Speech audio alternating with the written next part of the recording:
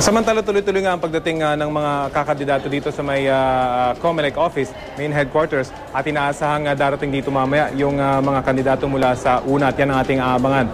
Talagang sa ngayon ay election is in the air na nga. Ika nga, lalo na't nagsimula ng paghahain ng mga certificate of candidacy ng mga tatakbo sa 2013 elections. May ilang mahalagang paalala naman ang COMELEC sa mga kandidato, lalo na ngayong may mga binago sa COC form.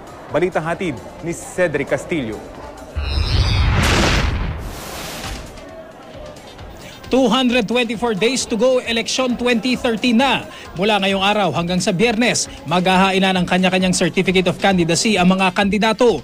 Sa Law Department ng COMELEC sa Intramuros, Maynila, magfa-file ang mga tatakbong senador. Ang mga kongresista naman sa NCR, sa Regional Director ng NCR maghahain. Para naman sa iba pang posisyon, sa kani-kanilang Provincial Election Supervisor o City Election Officer magtutungo. Paalala ng COMELEC, walang extension ng filing ng COC.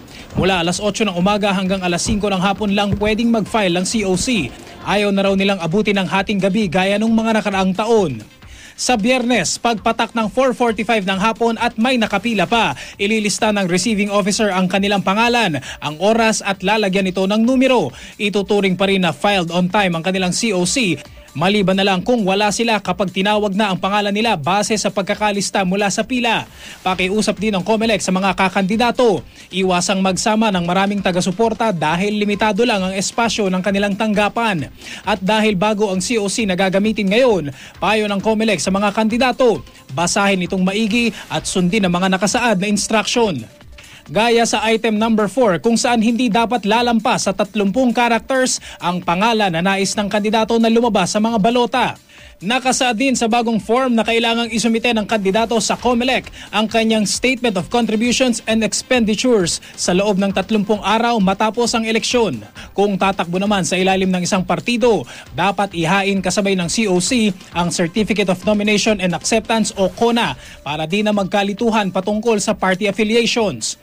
Kung hindi, ituturing ng COMELEC na independent ang kakandidato.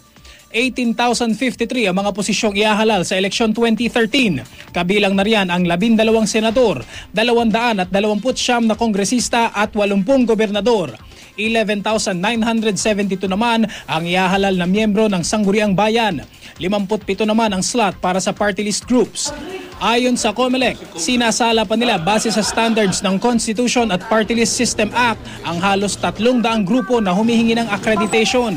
Posibleng sa katapusan ng Oktubre pa mailalabas ng COMELEC ang listahan ng party list groups na pwedeng lumahok sa darating na eleksyon. Sa ngayon, 17 grupo na ang nadiskwalipika kabilang ang Addicts and Alcoholics Carrying the Message Association, Asosasyon ng Mangangalakal, United Philippine Transport Tricycle, Tricycad at Habal-Habal Operators and Drivers Association na pwede pa rin naman daw umapila. Samantala, suspendido naman ang voters registration hanggang Biyernes at magre-resume ito sa October 6. Cedric Castillo, GMA News.